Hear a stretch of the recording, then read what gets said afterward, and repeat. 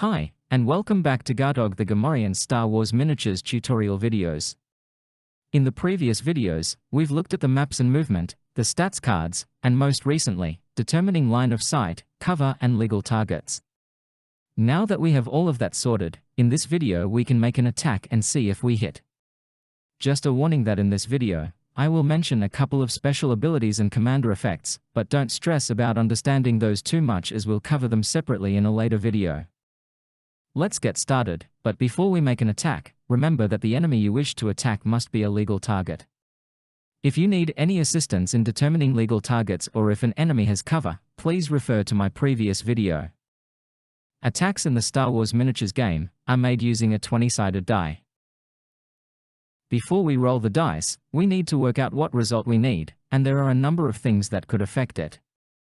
They are the defense of the enemy, if the enemy has cover. If the enemy has a special ability that grants a bonus to their defense.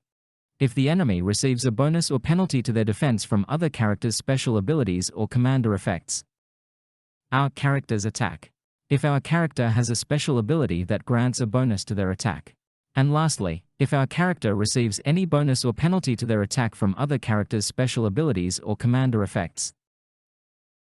Before rolling the dice, both players must agree what number is needed to be rolled to make a successful hit. Let's look at a fairly simple example first.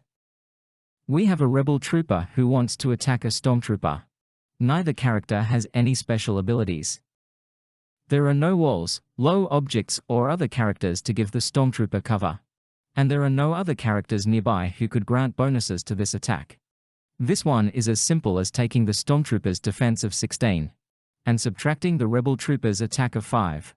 Which means we need to roll an 11 or greater to hit. Now let's make it a little more complicated.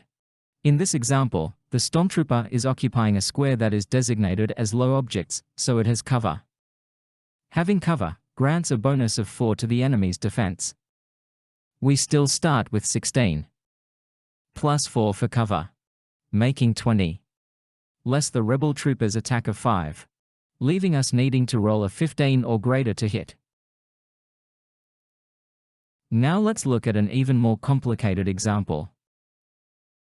Here we have a Wookiee scoundrel and Kit Fisto in one squad, and a snow trooper and Grand Admiral Thrawn in the other. The Wookiee scoundrel wants to attack the snow trooper. The snow trooper is on a low object square, so has cover. None of the characters have had a turn yet this round. And the snow trooper took 10 damage last round, so he only has 10 hit points remaining. The Wookiee scoundrel has the cunning attack special ability which grants plus 4 to his attack against enemies that haven't activated yet this round.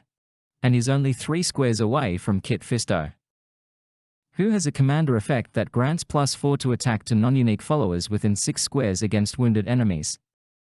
You can see here that Kit Fisto is unique. But the Wookiee scoundrel isn't. Also, the Wookiee scoundrel doesn't have his own commander effect, so he is considered a follower. He's within 6 squares of Kit Fisto. And we know that the snow trooper is wounded as is previously taken damage. So, the Wookiee scoundrel will benefit from Kit Fisto's commander effect against this snow trooper.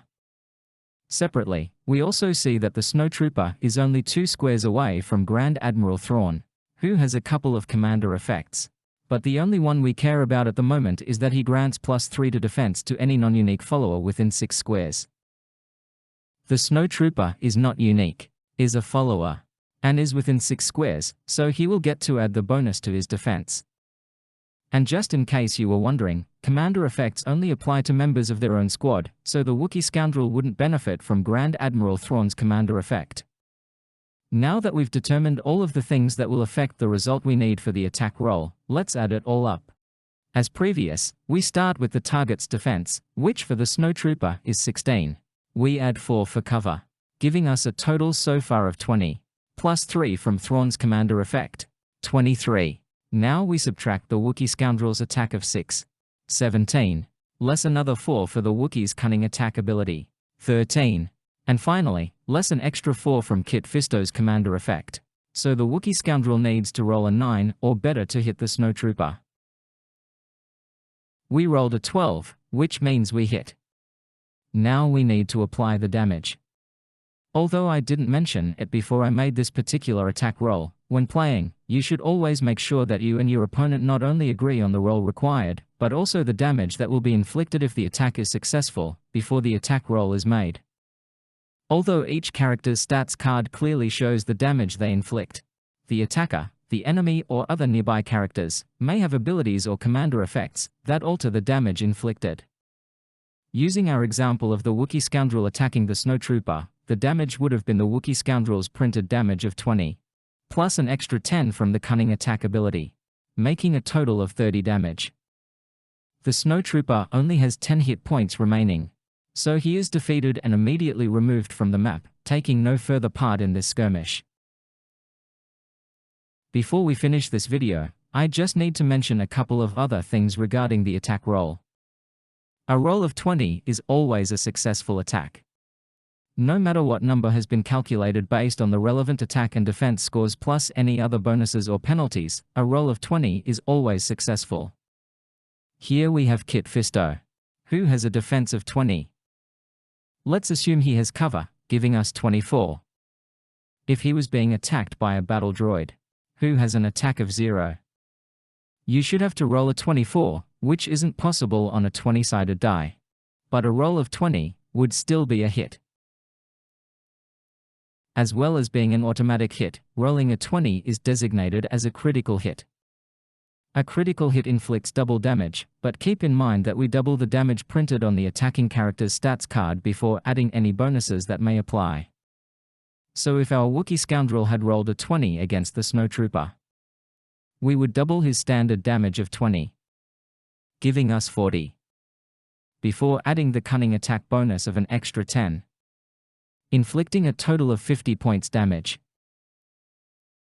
As well as having a critical hit for rolling a 20, on the other end of the scale we have a critical miss if you roll a 1.